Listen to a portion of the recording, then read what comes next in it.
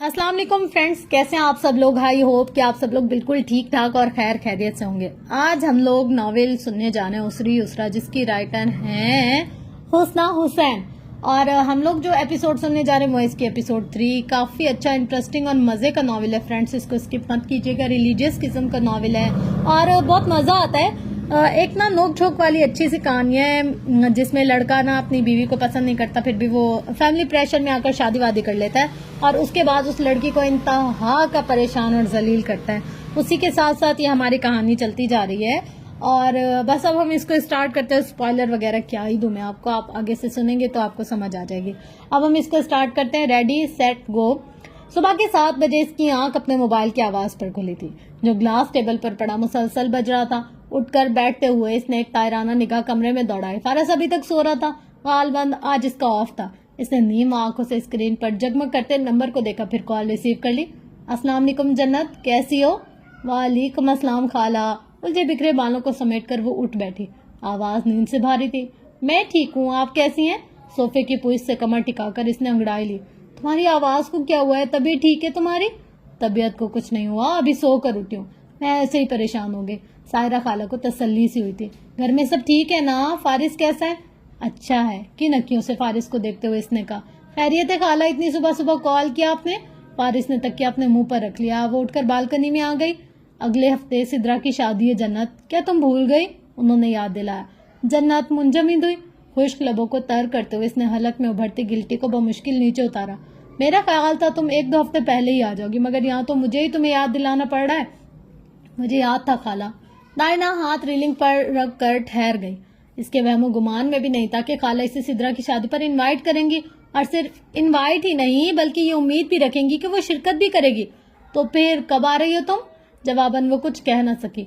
सायरा खाला के बहुत एहसान थे इस पर, और अब जब इनकी इकलौती बेटी की खुशी का मौका था तो वो सब भी तो होंगे खाला।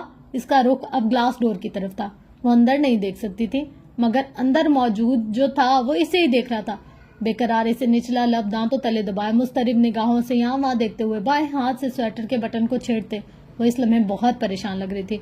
बिलाशुबा होंगे, मगर इसे तुम्हें क्या लेना देना? तुम अपने शौहर के साथ अपने कजन की शादी अटेंड करने आ रही हो, अकेली नहीं कि कोई? काश वो सायरा खाला को बता सकती कि वो अभी भी अकेली है। वो इन सब का सामना आज भी नहीं कर सकती। मेरे लिए ये बहुत मुश्किल है। तुम आना नहीं चाहती? सायरा खाला के लहजे में अब खफकी थी। आना चाहती हूँ खाला, मगर आप तो जानती हैं सब। इसने मुट्ठियां भींचकर जैसे अपनी कैफियत पर काबू पाने की कोशिश की थी। मेरी इकलौती बेटी की शादी में शिरकत नहीं करोगी तुम? सायरा खाला मखमूम हुई। जन्नत, वो तुम्हारी शादी में तुम्हारा साया बनी रही, तुम्हारा हर काम इसने किया, और जब इसकी बारी आई तो तुम मुंह मोड़ रही हो। जन्नत की आंखों में नमी कुछ और गहरी हुई, इतनी गहरी कि हर मंजर धुंधला गया। मैं आऊंगी, मैं फारिस से बात करके आपको बताती हूँ। इसने बात समेटने की कोशिश की। ठीक है। चंद लम्हों की खामोशी के बाद उन्होंने फोन बंद कर दिया। जन्नत कितनी ही देर वहां खड़ी रही, पलके झपका कर आंसुओं का हर असर मिटाती। जब कमरे में दाखिल हुई तो फारिस को देखकर रुक गई। ट्राउजर की जेबों में हाथ डाले नींद से बेदारी के मराहिल तय कर चुकी थी। आंखों के साथ वो इसे ही देख रहा था। जिस चीज ने जन्नत को चौंकाया था वो इसके लबों पर दाहिने गाल की जानिब उड़ती हुई मुस्कुराहट थी। इसकी यह मुस्कुराहट जितनी भी खूबसूरत थी, जन्नत कमाल को घबराहट में मुब्तला कर दी। एक अचरती निगाह इस पर डालकर वो कमरे से निकल गया। इसकी तंजिया निगाहें और मुस्कुराहट का क्या मतलब था? तरह तरह के सर उठाते अंदेशों को झटलाते हुए वो खाला के बारे में सोचने लगी। वो शादी में शरीक भी ना होना चाहती थी और खाला को नाराज भी ना करना चाहती थी। बेकरारी से उंगलियां मरोड़ते हुए वो टहलने लगी। क्या करे अब वो? इस मसले का हल था, मगर वो हल फारिस को चैलेंज करने के मुतरादिफ था। गुज़िश्ता शब होने वाली तल्ख कलामी के बाद इसने फैसला किया था कि वो इस मामले में मुदाखलत नहीं करेगी, मगर अब इसकी धमकियां और चुपते सवालात वो भूली नहीं थी। मगर फिर वो 15 दिनों के लिए कारोबारी दौरे पर लंदन जा रहा था। कुछ जरूरी मीटिंग्स अटेंड करनी थी और अपनी कंपनी के लंदन की ब्रांच के मामलात को भी देखना था। टिकट कंफर्म हुई तो इसने जाने से 2 रोज पहले रात के खाने पर मिसेस शिराजी को अपने शेड्यूल से आगाह किया। अकेले क्यों जा रहे हो? जन्नत को भी साथ ले जाओ। उन्होंने इतना अचानक कहा कि फारिस ने एकदम सर उठाकर जन्नत को देखा। वो अतराफ से यकसर बेनियाज प्लेट में चावलों से खेलने लगी। ये क्या करेगी मम्मी? वो गड़बड़ा गया। इसकी भी आउटिंग हो जाएगी। काम में तुम इतने मसरूफ होते हो कि हनीमून भी प्लान नहीं कर सके। क्यों? ठीक जन्नत, ठीक कह रही हूँ ना मैं? जी बिल्कुल ठीक कह रही हैं आप। इसने फौरन तायद की। फारिस इसे देख कर रह गया। گزشتہ شب صبح وارننگ کے باوجود اس لڑکی میں اتنی ہمت تھی کہ وہ اس بار پھر اس کی ماں کے ذریعے اپنا مطلب نکلوا رہی تھی۔ فارس کی آنکھوں میں خون اترا۔ ممی میں وہاں بھی مصروف ہوں گا، فرصت پھر کبھی پروگرام بنا لیں گے۔ اس نے مسز شیرازی کو قائل کرنا چاہا، ساتھ ہی اس نے جنت کمال کو خطرناک تیوروں کے ساتھ گھورا تھا۔ آنکھوں میں غیظ و غضب کی لہر تھی، دھمکی بھی تھی۔ میرے خیال سے وہ اس کی تاثرات سے خائف ہو کر بول پڑی۔ میرے خیال سے فارس ٹھیک کہہ رہے ہیں آنٹی۔ خاک ٹھیک کہہ رہے؟ مسز شیرازی خفگی سے بولی۔ تم اسے نہیں جانتی، میں جانتی ہوں۔ کام کا بہانہ یہ بار بار کرے گا اور ہر بار ہیلے بہانوں سے ٹالتا رہے گا۔ اب کہ انہوں نے اپنے بیٹے کو خاصے کڑے تیوروں سے گھورا تھا۔ جنت تمہارے ساتھ لندن جا رہی ہے اور یہ میرا آخری فیصلہ ہے۔ آپ کو یہاں اکیلا کیسے چھوڑ دیں آنٹی؟ فارس کے تاثرات اب اس کی ریڑھ کی ہڈی میں سنسناہٹ دوہرا رہے تھے۔ آج اس کی خیر نہیں تھی۔ نوکروں کی فوج کے ساتھ میں اکیلی نہیں ہوں۔ انہوں نے جیسے حتمی فیصلہ سنایا تھا۔ جنت اپنی تیاری کرو اور تم؟ انہوں نے فارس کی طرف دیکھا۔ جنت کی ٹکٹ بک کراؤ۔ لہجہ تحق مانا تھا۔ فارس نے اس بات میں سر ہلایا نہ نفی میں، چلنے والے زہر مار کے اور اٹھ کر چلا گیا۔ اس رات جنت کافی تاخیر سے کمرے میں آئی تھی، یہ سوچ کر کہ اب تک وہ سو چکا ہوگا، مگر نہ صرف وہ جاگ رہا تھا بلکہ آتش فشاں بنا اس کے انتظار میں ٹہل بھی رہا تھا۔ اب کہ وہ صحیح معنوں میں خائف ہوئی تھی۔ میں نے نہیں کہا، آنٹی نے خود ہی۔ جھوٹ مت بولو، فارس نے درستگی سے اس کی بات کاٹ دی۔ تمہارے ان اوچھے ہتھ کنڈوں کو اچھی طرح سے سمجھتا ہوں میں۔ پچھلے 2 ماہ سے تم یہی تو کر رہی ہو۔ جنت چپ ہو گئی۔ میں نے تمہیں وارن کیا تھا مجھ سے فاصلے پر ہو، وہ زہر خندہ لہجے میں بولا۔ وہ آخری وارننگ تھی جنت کمال، آخری وارننگ۔ حلق میں ابھرتی گلٹی کو نیچے اتارتے جنت نے جیسے خود کو پیش آنے والی ہر سچویشن کے لیے تیار کر لیا۔ زیادہ سے زیادہ کیا کرے گا؟ غصہ دکھائے گا، جھگڑا کرے گا، کمرے سے نکال دے گا۔ طلاق وہ دے نہیں سکتا، گھر سے وہ نکال نہیں سکتا۔ اس کے بھاگتے دوڑتے ذہن کو اس لمحے جھٹکا لگا جب فارس نے اس کے سامنے اپنے مینیجر کو فون کر کے اپنی ٹکٹ کینسل کروانے کا کہا۔ دوسری طرف سے غالباً وجہ پوچھی گئی تھی، دلیل بھی دی گئی تھی، کیونکہ جس کام کے لیے وہ لندن جا رہا تھا وہ کام بے حد اہم تھا۔ میری وائف کی کزن کی شادی ہے، ہمیں وہ شادی اٹینڈ کرنی ہے۔ جنت کی آنکھوں میں دیکھتے ہوئے اس نے جیسے دھماکہ کیا تھا، وہ اپنی جگہ ساکت کھڑی رہ گئی۔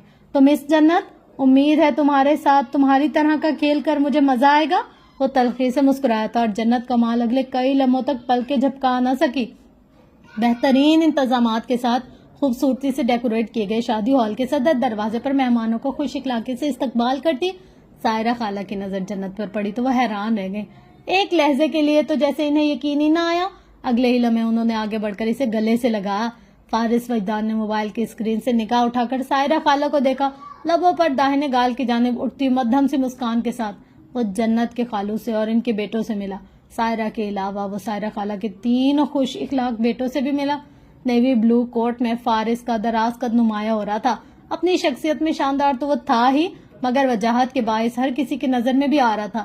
سفید اور گلابی رنگ کے امتزاج کے کامدار لہنگا چولی میں ملبوس جنت بنت کمال سب کچھ لگ رہی تھی مگر خوش نہیں۔ زبردستی کی مسکراہٹ بھی اس کی ہونٹوں پر نہیں تھی، آنکھیں سرخ متورم جیسے وہ سارا راستہ روتی رہی ہو۔ وہ جتنی اپ سیٹ تھی فارس وجدان اتنا ہی خوش اور مطمئن۔ تم اندر جاؤ، میں ضروری کال اٹینڈ کر کے آتا ہوں۔ جنت نے متوحش نگاہوں سے اسے دیکھا۔ اب اندر بھی وہ اکیلی ہی جائے؟ پھر اس نے خالہ کو دیکھا جو دوسرے مہمانوں سے مل رہی تھی۔ عمار قدرے فاصلے پر ہی بگڑے تیوروں کے ساتھ کھڑا تھا۔ میں تمہیں یہیں انتظار کر لیتی ہوں، کوئی ضرورت نہیں، آنکھوں میں سختی سے دیکھتے ہوئے اس نے کہا۔ پھر قدرے فاصلے پر شادی کے ہنگامے، شور شرابے اور میوزک کی تیز آواز سے پرے وہ فون کان سے لگائے کسی سے بات کرنے لگا۔ مٹھیاں بیچ کر جنت نے جیسے اپنی گھبراہٹ پر قابو پایا، پھر ہمت مجتمع کر کے ہال میں داخل ہو گئی۔ شادی کا شور شرابہ، ہنگامہ سب جیسے ختم ہوا تھا یا شاید اس کی سماعت نے ہی کام کرنا چھوڑ دیا تھا کہ آہستہ سے قدم اٹھاتے ہوئے اسے یوں لگا جیسے ہر طرف محیط سناٹا چھا گیا ہو۔ کئی نگاہیں اس کی طرف اٹھی تھی، کئی لوگوں نے آنکھوں ہی آنکھوں میں ایک دوسرے کو اشارے کیے تھے۔ آتے جاتے لوگوں کے مرکز نگاہ بنی اذیت کی 2 دھاری تلوار پر قدم جمائے وہ شادی ہال کے سب سے الگ تھلگ حصے میں جا کر بیٹھ گئی۔ جن لوگوں کے سامنے وہ مر کر بھی نہیں آنا چاہتی تھی وہ اب نظر بھر کر اسے دیکھ رہے تھے، اسے جانچ رہے تھے، اسے پرکھ رہے تھے۔ بد نصیبی کا اگر کوئی روپ ہے تو وہ جنت کمال کو دان کر دیا گیا ہے، بدبختی اگر کوئی مقام رکھتی ہے تو وہ جنت کمال کو انعام کر دیا گیا ہے۔ اس کا سر اٹھا ہوا تھا مگر نگاہیں جھکی ہوئی، وہ کسی کو دیکھنا نہ چاہتی تھی مگر پھر بھی سب اسے نظر آ رہے تھے۔ بہنوں کو وہ نظر انداز نہیں کر سکتی تھی، خصوصاً حفصہ آپی کو۔ وہ انہیں اٹھتے بیٹھتے آتے جاتے دیکھ رہی تھی۔ وہ تھی کہ اسے مکمل طور پر نظر انداز کیے ہوئے تھی. اس کی بھانجیاں اور بھانجے دوسرے بچوں کے ساتھ کھیلتے کودتے پھر رہے تھے. مبشر تو اس کے پاس سے گزر گیا تھا. یقیناً بہنوں نے ہی منع کر رکھا تھا, تبھی وہ اس کے پاس نہیں آئے تھے. چھوٹے چچا اور پھپھو کی فیملی بھی وہاں موجود تھی. ہر چیز پر اسے دیکھتے ہی ناگواری ابھرتی تھی. کچھ تو وہ حیران ہوئی تھی کہ وہ یہاں آئی کیسے تھی. تم یہاں کیوں آئی ہو؟ جنت نے چونک کر سر اٹھایا. عمار شدید غصے میں لگ رہا تھا. اپنا تماشا بنوانے کا بہت شوق ہے تمہیں؟ جنت اسے دیکھ کر رہ گئی. زیر لب بڑبڑاتے ہوئے وہ وہاں سے چلے گیا. وہ جانتی تھی عمار یہ بات کس وجہ سے کہہ کر گیا تھا. اس کی بھی مجبوری تھی. وہ کون سا اپنی مرضی سے یہاں آئی تھی؟ فارس کچھ تاخیر سے آیا تھا. کرسی کھینچ کر اس کے ہمراہ بیٹھا تو ایک بار پھر وہ نظروں میں آ گئی. تو یہ تھا جنت بنت کمال کا شوہر. سب نے آج دیکھا تھا, سب نے آج جانا تھا. اپنے حیران ہوئے تھے, ان کا حیران ہونا بنتا بھی تھا. بھلا کوئی جنت جیسی لڑکی کے لیے شادی کے لیے رضامند کیسے ہوا تھا؟ اس کے لیے تو زمان جیسے مرد ہی جچتے تھے. ناقص, نامکمل, ایسی ہی تصویر اس کی کچھ رنگ مقصود کیا ہوئے تھے. وہ دل سے جو گری سو گر گئی, نظروں میں بھی نہ رہی. دائیں ہاتھ سے بائیں ہاتھ کی کلائی مضبوطی سے پکڑے, ٹانگ پر ٹانگ رکھے وہ بظاہر مضبوط نظر آ رہی تھی, مگر اس کے اندر جو توڑ پھوڑ ہو رہی تھی اس کا عکس اس کی جھل ملاتی آنکھوں میں لہرا رہا تھا. اگر کچھ باقی ہے بھی تو آج ختم ہو جائے گا. اندر ایک ہنگامہ برپا تھا. دلہن دلہا کو اسٹیج پر بٹھایا گیا تو ان کے آس پاس اپنی بہنوں کو دیکھ کر ایک بار پھر دل کو کچھ ہوا. اتنی محبت و اہتمام سے وہ سدرا کے آگے پیچھے تھی. اس کے عروسی جوڑے کا دامن سیٹ کر رہی تھی, اور خود اپنی شادی پر کتنی تنہا, کتنی نامکمل, ان کے بغیر. میں تمہیں ڈھونڈتی پھر رہی ہوں اور تم یہاں بیٹھی ہو جنت. جانے کہاں سے خال آئے اور زبردستی اٹھا کر اپنے ساتھ لے گئی. عمار کے چہرے پر ایک بار پھر ناگواری در آئی. وہ اپنی ماں کو کچھ خفت سے دیکھتا ہی رہ گیا. بھاری دل کے ساتھ وہ اسٹیج پر چڑھی تھی. بہنیں ایک ایک کر کے وہاں سے ہٹ گئی. کزنس بھی دور ہو گئے. جو موجود تھے وہ اس کی آمد پر ناگواری کا اظہار کرنے لگے. فارس وجدان سینے پر بازو باندھے جنت کے تاثرات سے کافی محظوظ ہو رہا تھا. اسٹیج پر دلہن کے ہمراہ بیٹھی پرکشش نقوش کی حامل اس لڑکی پر ساجدہ بیگم کی نظریں یوں ٹھہری کہ باوجود کوشش کے ہٹا نہ سکی. انہوں نے اینک لگا کر اس کا ہر طرح سے جائزہ لیا, پھر دل ہی دل میں اسے اپنے بیٹے کے لیے پسند کر لیا. مجھے اپنے فرحان کے لیے وہ سفید کپڑوں والی لڑکی بڑی پسند آئی ہے, وہ جو دلہن کے پاس بیٹھی ہے. انہوں نے اپنی پڑوسن کی بیٹی شائستہ کی توجہ اسٹیج پر بیٹھی لڑکی کی طرف مبذول کروانا چاہی, مگر وہ میز کے برابر میں بیٹھے فارس وجدان کو بھی متوجہ کر بیٹھی تھی, جس نے موبائل اسکرین سے نگاہیں اٹھا کر اسی لڑکی کو دیکھا جو دلہن کے پہلو میں بیٹھی تھی. ارے یہ تو جنت ہے, یہ شادی شدہ ہے بوا, شائستہ نے کہا. ہے؟ ساجدہ بیگم کو ایک دھچکا سا لگا. شادی شدہ؟ میں سمجھی کالج کی اسٹوڈنٹ ہوگی. سنا ہے شوہر سے علیحدگی ہو چکی ہے اس کی. ساجدہ بیگم تو دھک سے رہ گئی. اتنی مشکلوں سے انہیں کوئی لڑکی پسند آئی تھی جو نہ صرف شادی شدہ تھی بلکہ اب طلاق یافتہ بھی ثابت ہو رہی تھی. علیحدگی کیوں ہو گئی؟ صدمہ کچھ کم ہوا تو انہوں نے کریدا. شوہر نے دوسری شادی جو کر لی تھی. انٹرسٹنگ. کرسی کی پشت سے کمر ٹکاتے فارس سیدھا ہو بیٹھا. نگاہیں جنت پر ٹھہری تھی. وہ دلہن کا ہاتھ اپنے ہاتھ میں لے کر اس کے کان میں سرگوشی کرنے لگی تھی. جواباً دلہن نے نہ جانے اس سے کیا کہا تھا کہ اس کی نگاہ بے اختیار فارس کی طرف اٹھ گئی. شادی ہال کے جس الگ تھلگ کونے میں وہ بیٹھا تھا, یہاں سے ہر طرف نگاہ دوڑانا قدرے آسان تھا. اتنی خوبصورت بیوی کے ہوتے ہوئے بھی دوسری شادی کر لی. ساجدہ بیگم کو یقین نہ آیا. عورت ماں نہ بن سکے تو کہاں کی خوبصورتی. فارس اپنی جگہ سن بیٹھا رہ گیا. برہان اس کے بڑے تایا کا جو اکلوتا بیٹا ہے, اس سے شادی ہوئی تھی اس کی. بچپن کی منگنی تھی, شادی محبت کی. ان خواتین میں جو کم عمر تھی وہ بہت کچھ جانتی تھی. جب انکشاف ہوا جنت بانجھ ہے تو ماں کے مجبور کرنے پر چچا کی بیٹی سے دوسری شادی کر لی. جنت اپنی جگہ سے اٹھ کھڑی ہوئی. چہرے پر خوف, گھبراہٹ, پریشانی کا تاثر لے وہ بھی اسٹیج سے اتر کر اس طرف آ رہی تھی. تو پھر اسے طلاق کیوں ہوئی؟ ساجدہ بیگم ہمتن گوش تھی. ارے خالہ, اس نے برہان کی دوسری بیوی کا بچہ ضائع کرانے کی کوشش کی تھی. شادی کا ہنگامہ, شور شرابہ اور فارس کی ساکت نگاہیں جنت کمال کے چہرے پر ٹھہر گئی. خدا کی پناہ, شکل سے تو ایسی بالکل بھی نہیں لگتی. ساجدہ بیگم ڈر سی گئی تھی. خالہ, اعمال شکلوں پر تھوڑی نظر آتے ہیں. ہما نے لقمہ دیا. بچپن سے ہی آفت قسم کی لڑکی ہے بوا. خدا معاف کرے, نہ چھوٹوں کی تمیز نہ بڑوں کا لحاظ. بہت بد مزاج اور مغرور سی ہے. اسی کی وجہ سے ہی تو اس کی امی کا انتقال ہوا تھا. پھر تو اس کے ساتھ جو ہوا ٹھیک ہوا, جانے کس نے کہا تھا. صرف اتنا ہی نہیں, پتہ نہیں کہاں کہاں افیئرز چلا رکھے تھے اس نے. مجھے اس کی نند نے بتایا تھا. سارا دن فون کالز آتی رہتی تھی. کئی بار تو اس نے خود جنت کو چھپ چھپ کر فون پر باتیں کرتے دیکھا تھا. میں نے سنا اس کی حرکتوں کی وجہ سے اس کے خاندان والوں نے اس کی دوسری شادی کے بعد اس سے قطع تعلق کر لیا۔ ساجدہ بیگم نے سر اٹھا کر ایک بار پھر اسے دیکھا۔ خالہ اسے دیکھیں، وہ ہما نے انہیں ہاتھ کے اشارے سے دوسری طرف متوجہ کیا۔ وہ سر اٹھا اس طرف دیکھنے لگی جس طرف ہما اشارہ کر رہی تھی۔ وہ برہان ہے، جنت کا پہلا شوہر۔ بلیک ٹو پیس میں ملبوس ایک ہینڈسم سا نوجوان ہنستے مسکراتے ہوئے کسی لڑکی کے ہمراہ اندر داخل ہوا تھا۔ وہ میز پر واپس آئی تو فارس وہاں کہیں نہیں تھا۔ اس نے فکر مندی سے چاروں اور نگاہ دوڑائی، پھر تیز تیز قدم اٹھاتی ہال سے باہر آ گئے۔ سرسبز لان سے بیرونی دروازے کی طرف جاتے ہوئے وہ مسلسل اس کا نمبر ٹرائی کر رہی تھی۔ موبائل بھی بند نہیں تھا، کال ریسیو بھی نہیں ہو رہی تھی۔ پارکنگ ایریا میں اسے گاڑی کے پاس کھڑا دیکھ کر اس کی اٹکی ہوئی سانسیں ایک لمحے میں بحال ہوئی تھی۔ یہ خیال کہ وہ اسے چھوڑ کر نہیں گیا کتنا تسلی بخش تھا، اور یہی خیال جن اندیشوں کو جنم دے رہا تھا وہ کتنے اذیت ناک تھے۔ وہ خود کو کمپوز کر کے اس کے پاس آ گئی، جیبوں میں ہاتھ ڈالے، گاڑی سے ٹیک لگائے، نیوی بلو پینٹ کوٹ میں ملبوس وہ اپنی تمام تر وجاہتوں کے ساتھ اسے تاریک رات کا ہی حصہ لگا تھا۔ جتنے لوگ ہیں اتنی ہی کہانیاں، اور ہر کہانی ایک سے بڑھ کر ایک انٹرسٹنگ ہے۔ وہ براہ راست اس کی آنکھوں میں دیکھنے لگا، لبوں پر مسکراہٹ تھی، آنکھوں میں تضحیک۔ جنت کا چہرہ دھواں دھواں ہو گیا۔ تو برہان واصف تمہارے تایا کا بیٹا تھا، محبت کی شادی تھی جو محض 5 سال تک رہی، پھر اس نے تمہیں چھوڑ دیا۔ وہ اپنی جگہ منجمد اسے پل کے جھپکائے بنا دیکھے گئی۔ تم نے اس کے بچے کو مارنے کی کوشش کی؟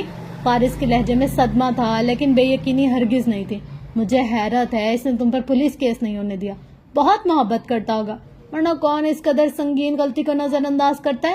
اس کی آنکھوں کی نمی ایک دم گہری ہوئی تھی، لب کب کپائے تھے۔ تم جیسی لڑکیوں کے لیے بھلا طلاق بھی کوئی سزا ہوتی ہے؟ جنت کا سانس جیسے حلق میں اٹکا، آنکھوں میں وحشت اتری تھی، الفاظ گویا سلگتے ہوئے انگارے تھے، سماعت میں پڑتے اور وجود کو راغ کر دیتے۔ ویسے طلاق کا سبب تمہارا وہی کارنامہ تھا یا پھر کوئی اور وجہ تھی؟ جیبوں سے ہاتھ نکالتے وہ سیدھا ہوا۔ جنت بمشکل ہی اس کے کندھے تک پہنچی تھی اور اب تو جیسے قدموں میں ہی راکھ ہو گئی تھی، خاک دھول مٹی۔ آگے کو جھک کر وہ محظوظ نگاہوں سے اسے دیکھنے لگا، مکمل طور پر بھیگی ہوئی آنکھیں، سرخ چہرہ، کپ کپاتا وجود، نچلا لب بے دردی سے رگڑتے ہوئے وہ سر جھکائے کھڑی تھی۔ حیرت ہے آج تمہاری زبان نہیں چل رہی۔ اسے تعجب ہوا تھا، نہ وضاحت، نہ صفائی، نہ معافی کی طلب، نہ پچھتاوے کا احساس۔ سنا ہے کافی افیئرز تھے تمہارے، سنا ہے رانگ کالز آتی تھی، سنا ہے۔ اس نے سر گرا دیا، جھکا دیا، ہار مان لی، مگر وہ فارس تھا، حملے سے باز پھر بھی نہ آیا۔ جو کچھ سن چکا ہوں وہ سب ممی کو بتاؤں گا تو وہ کیا سوچیں گی؟ ایک ایسی لڑکی کو بہو بنا کر بیٹھی ہیں جو انفرٹائل ہے، جس نے اپنی سوتن کے بچے کی جان لینے کی کوشش کی ہے، جس کے خاندان کے لوگ اسے اچھوت کی طرح ٹریٹ کرتے ہیں، اور جو اپنی ماں کی موت کا سبب بنی ہے۔ سانس روکے، لب بیچے، اس نے سر اٹھا کر فارس کو دیکھا۔ وہ بھی اسے ہی دیکھ رہا تھا، سرد پتھریلی نگاہوں سے، کچھ نفرت، کچھ حقارت سے، کچھ بے رحمی، کچھ بیزاریت سے۔ جس کے اپنے پیروں تلے زمین نہیں، وہ میرے سر سے آسمان کھینچنے چلی تھی۔ جنت کی آنکھیں چھلک پڑیں۔ اعمال اگر شکلوں پر ثبت ہوتے تو خوبصورت چہرے کتنے بھیانک لگتے۔ فارس نے چابی نکال کر بٹن دبایا، گاڑی کا لاک کھل گیا۔ ہاں بھیانک لگتے، بہت بھیانک لگتے۔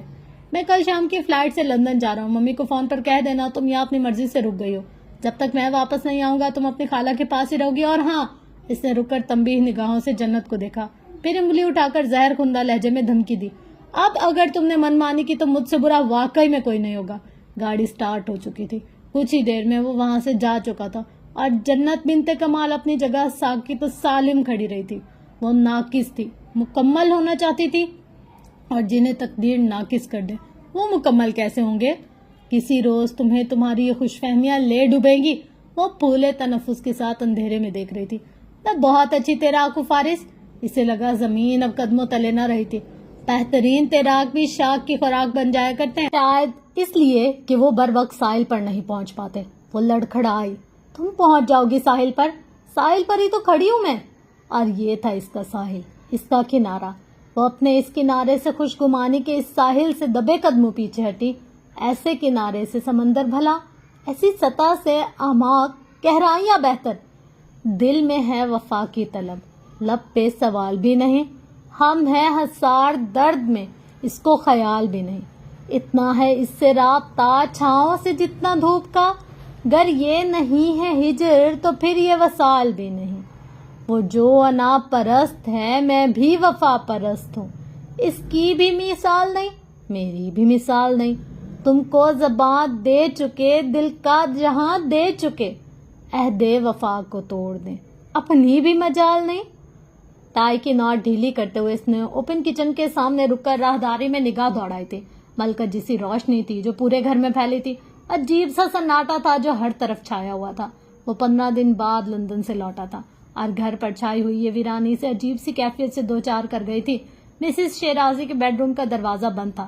وہ یقیناً اب تک سو چکی ہوں گی۔ وہ ان کے آرام میں مخل نہیں ہونا چاہتا تھا، ورنہ ایسا کبھی نہیں ہوا تھا کہ وہ بیرون ملک دورے سے واپس آیا اور فی الفور ان سے نہ ملا ہو۔ وہ سیڑھیوں کا رخ کرنے ہی لگا جب نگاہ راہداری کے اختتام پر اسٹوڈیو کے ادھ کھلے دروازے پر پڑے۔ دروازے کی در سے جھانکتی زرد روشنی ٹائل پر بکھری ہوئی تھی۔ آہستہ سے قدم اٹھاتے ہوئے اسٹوڈیو روم میں آ گیا۔ تمام بتیاں روشن تھی، دیوار گیر کھڑکیوں کے پردے ڈوریوں میں بندھے ہوئے تھے۔ باہر کا اندھیرا کھڑکیوں سے اندر جھانک رہا تھا۔ رم جھم بارش کی مدھم سی آواز، سرسرا کر گزرتی ٹھنڈی نم ہواؤں کا شور۔ اس نے ایک طائرانہ نگاہ ہال میں دوڑائی، پھر آگے بڑھتے ہوئے مشرقی دیوار کے پاس رکھے کارٹن پر جھک گیا۔ مرجھائے ہوئے پھول، گیٹ ویل سون کا card paper, result card, trophies, کھلونے، تصاویر کے البم، ایک ایک چیز کا سرسری سے انداز میں جائزہ لیتے ہوئے اس کے ہاتھ میں اپنا پرانا والیٹ آ گیا۔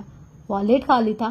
اس میں کوئی ایسی چیز نہ تھی جو اسے متوجہ کرتی، ماں سوائے اس کی چین کے جس کے دوسرے سرے پر شاندار سی تلوار لٹک رہی تھی۔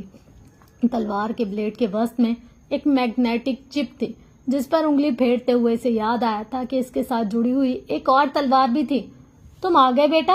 مسز شیرازی کی آواز پر اس نے چونک کر رکب میں دیکھا۔ ویل چیئر پر براجمان سیاہ شال میں اپنا آپ چھپائے وہ منسلک کمرے سے اندر آ گئی تھی۔ میں سمجھا آپ سو رہی ہوں گی۔ کی چین ہاتھ میں لیے وہ اٹھ کر ان کے پاس آ گیا، جھک کر ان کی پیشانی کا بوسہ لیا، پھر ہاتھ پکڑ کر ان کے پاس سائڈ ٹیبل پر بیٹھ گیا۔ طارق کے اکاؤنٹ میں اماؤنٹ ٹرانسفر کر دیا ہے میں نے۔ وہ جانتا تھا مسز شیرازی اب اس سے کیا پوچھنے والی تھی، مگر سوال سے پہلے وہ انہیں جواب دے چکا تھا۔ مسز شیرازی نے سر اٹھا کر اسے دیکھا، ایک کرب سا ان کی آنکھوں میں ٹھہر گیا۔ ہر مہینے کی یکم تاریخ کو وہ کچھ اور ہی سننے کی مطمئن رہتی تھی اور ہر بار فارس وجدان کا یہ جملہ انہیں اذیت میں مبتلا کر دیتا تھا۔ ہر ماہ رقم ٹرانسفر کرنے والا محبت ٹرانسفر نہیں کرتا تھا۔ تمہیں لگتا ہے اس ننھے یتیم بچے کو تمہارے پیسوں کی ضرورت ہے؟ محتاط انداز میں انہوں نے کچھ اذیت سے پوچھا تھا۔ کی چین کی تلوار فارس کی انگلیوں میں متحرک تھی، سر جھکا ہوا تھا، چہرہ ہنزو تاثرات سے عاری تھا۔ اسے تمہاری ضرورت ہے فارس، انہوں نے جیسے اسے آگاہی دی تھی۔ ایک بار پھر احساس دلانے کی صحیح کی تھی۔ وہ خاموش رہا، مشتعل نہیں ہوا۔ اسے سزا مت دو، اس کا کوئی قصور نہیں ہے۔ میں کسی کو سزا نہیں دے رہا، بہت آہستگی سے اس نے کہا۔ میں صرف جینے کی کوشش کر رہا ہوں ممی۔ مسز شیرازی نے اس کی آنکھوں میں آنکھ دیکھی، درد دیکھا، اذیت دیکھی، اور پھر جیسے ان کی ہمت مدم دو ہو گئی، دم توڑ گئی۔ یہ ظلم ہے، انہیں احساس ہوا وہ اس کے ساتھ زیادتی کر رہی ہیں۔ ان کا دل بیٹھا تھا۔ شال کے پلو سے اپنے آنسو پہنچے، پھر مدم سے مسکراہٹ لبوں پر بکھیرتے ہوئے انہوں نے موضوع ہی بدل دیا۔ ٹور کیسا رہا تمہارا؟ سفر میں کوئی مشکل تو نہیں ہوئی؟ اور جنت کو کب لاؤ گے فارس؟ اس کے بغیر تو اس گھر میں خاموشی سی در آئی ہے۔ اس نے مسز شیرازی کے تینوں سوال ٹھیک ٹھاک سنے، مگر جواب صرف ایک کا دیا۔ سفر ٹھیک رہا، بہت بھوک لگی ہے ممی، میں کچھ کھانا چاہتا ہوں۔ وہ جانے کے لیے اٹھا ہی تھا، مجھے پہلے ہی شک تھا۔ ان کی آنکھوں میں ابھی بھی نمی ٹھہری تھی، مگر لہجے میں خوشگواریت لوٹ آئی تھی، جیسے کچھ دیر پہلے تک ان کے مابین ایسی کوئی بات ہی نہ ہوئی ہو جس نے انہیں ہزارہا ٹکڑوں میں تقسیم کر دیا ہو۔ کیسا شک؟ دروازے کی طرف بڑھتے ہوئے اس نے کرب سے پوچھا۔ یہی کہ تم دونوں کی لڑائی ہوئی ہے؟ مسز شیرازی نے اطمینان سے آگاہ کیا۔ تم اسے لاہور چھوڑا ہے صرف اس لیے کہ وہ تمہارے ساتھ لندن نہ جا سکے؟ انہوں نے مشکوک نگاہوں سے دیکھتے کریدا۔ ایسا تو نہیں ہوا، وہ سٹ پٹا گیا۔ وہ تو اپنی مرضی سے، اسے شادی اٹینڈ کرنے سے زیادہ تمہارے لندن جانے کا شوق تھا۔ 1-2 گھنٹے میں اس نے میرے ساتھ بیٹھ کر جانے کتنے پروگرام ترتیب دے ڈالے تھے۔ میں مان ہی نہیں سکتی وہ اپنی مرضی سے رک گئی ہوگی۔ ان کا انداز قطعیت بھرا تھا۔ متحرک ویل چیئر کے برابر قدم اٹھاتے فارس لب بھینچ کر رہ گیا۔ سچ سچ بتاؤ، لڑائی ہوئی ہے تم دونوں کی؟ مسز شیرازی اس کے پیچھے کچن میں آ گئی تھی۔ سنی انسنی کیے وہ فریزر کھول کر کھانے کے لیے کچھ دیکھنے لگا۔ میں کچھ پوچھ رہی ہوں فارس، یہ سوال آپ نے اپنی لاڈلی سے پوچھ لیا ہوتا، وہ جیسے جل کر بولا۔ مسز شیرازی نے لبوں پر ابھرتی مسکراہٹ کو بمشکل روکا۔ اس سے بھی پوچھا تھا، کہنے لگی اپنی مرضی سے رک گئی ہوں، لیکن اصل مسئلہ تو وہیں کا وہیں ہے۔ جب اس نے تمہارے ساتھ لندن جانا تھا تو پھر شادی اٹینڈ کر کے واپس کیوں نہیں آئی؟ اب میں کیا کہہ سکتا ہوں؟ مائکرو اوون میں پیزا گرم کرتے ہوئے وہ الجھ کر بولا۔ اس کا مطلب ہے تم دونوں کی لڑائی ہوئی ہے، انہوں نے کچھ سوچ کر کہا۔ لڑائی؟ ٹائمر کی آواز کچن میں گونجی تھی۔ کیسی لڑائی؟ فارس کی بھویں سکڑ گئیں، جبڑے بھینچ گئے۔ جنت کمال اب بھی باز نہ آئی اپنی حرکتوں سے، اس کا پارا چڑھا۔ ہسبینڈ وائف میں کیا لڑائی بھی نہیں ہو سکتی؟ ہماری نہیں ہوتی، اگر جنت سن لیتی تو غش کھا کر گر جاتی۔ مسز شیرازی نے اچنبے سے اسے دیکھا۔ اب آپ کیا چاہتی ہیں؟ وہ ضد ہوا تھا۔ کچھ نہیں، تم پیزا کھاؤ۔ مسز شیرازی نے مسکراہٹ دبائی۔ وہ ان کا حصہ نکالنے لگا تو انہوں نے منع کر دیا۔ میز پر کوہنی ٹکائے بند مٹھی تھوڑی پر جمائے وہ اسے بہت غور سے اور محبت سے دیکھنے لگی۔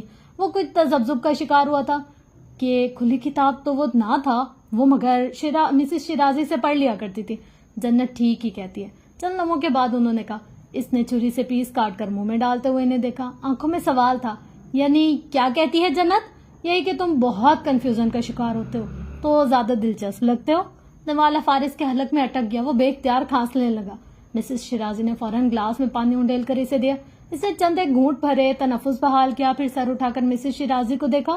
وہ مسکرا رہی تھی اور ان کی مسکراہٹ زندگی سے بھرپور تھی۔ لاہور کی صبح بارش کا لبادہ اوڑھ کر اتری تھی۔ آسمان کی اجلی نیلی رنگت پر کچھ دیر پہلے تک سمٹ جانے والے بادل ایک بار پھر پھیل گئے تھے۔ کچھ ایسی گم و گوسی کیفیت اس کی بھی ہوئی تھی جب سائرہ خالہ نے اسے جنت کی غیر موجودگی کے بارے میں آگاہ کیا تھا۔ یہاں نہیں ہے۔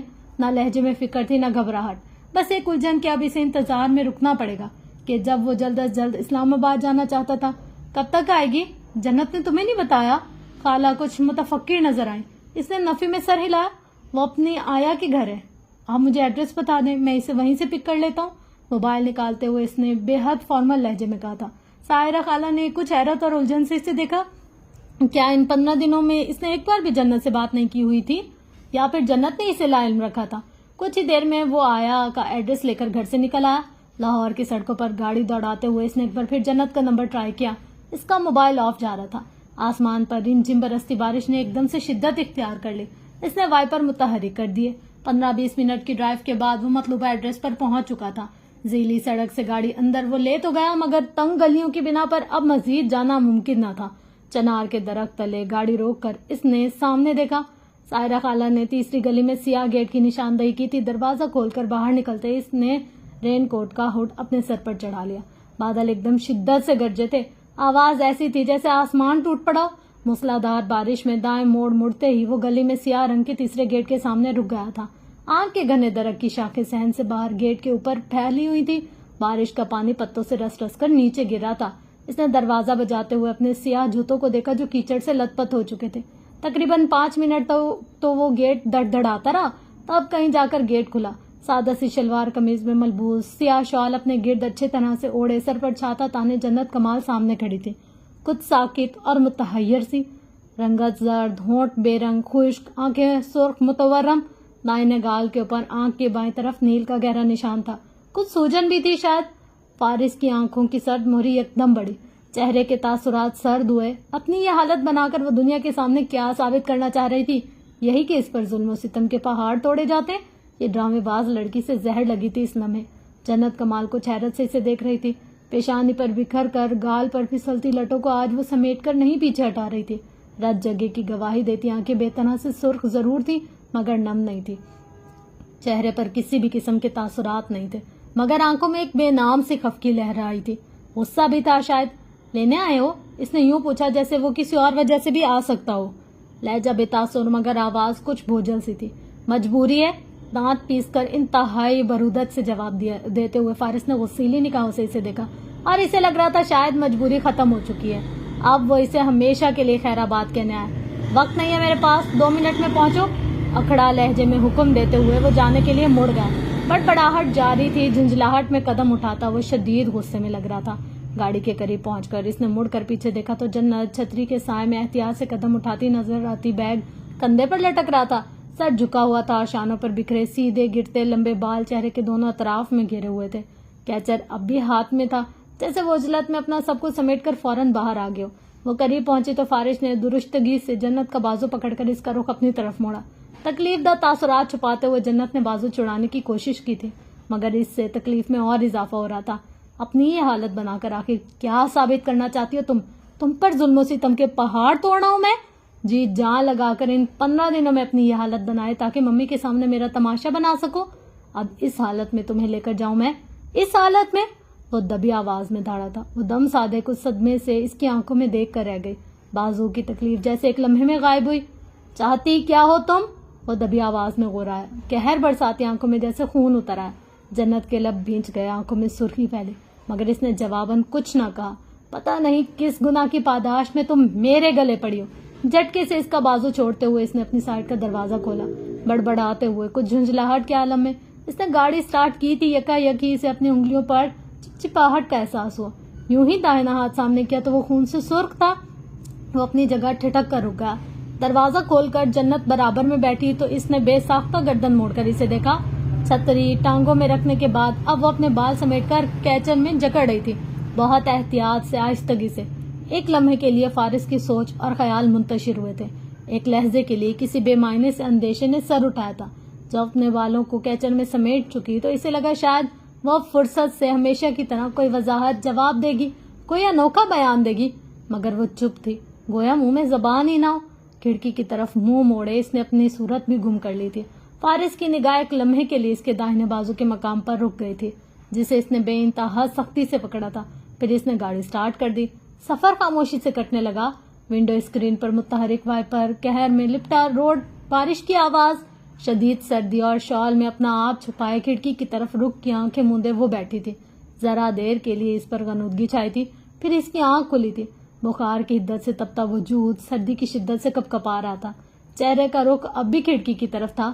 بھولے سے بھی نہ رخ بدل رہی تھی وہ, اور نہ ہی اسے دیکھنے کی غلطی کر رہی تھی. وہ کبھی خاموشی سے گاڑی ڈرائیو کر رہا تھا. حیرت انگیز طور پر اس نے دوبارہ کوئی بات نہیں کی تھی, نہ غصہ دکھایا تھا, نہ جھڑکیاں پلائی تھی, نہ ہی ان گناہوں کا حوالہ دیا تھا جن کی پاداش میں وہ اس کے گلے پڑی تھی. خشک لبوں کو تر کرتے ہوئے اس نے گہرا سانس لیا. فارس نے گاڑی پیٹرول پمپ کے سامنے سڑک کے عین کنارے پر روک دی. آگے پیٹرول ڈلواتی گاڑیوں کا رش تھا. وہ رین کوٹ کا ہوڈ سر پر چڑھائے گاڑی سے نکل گیا.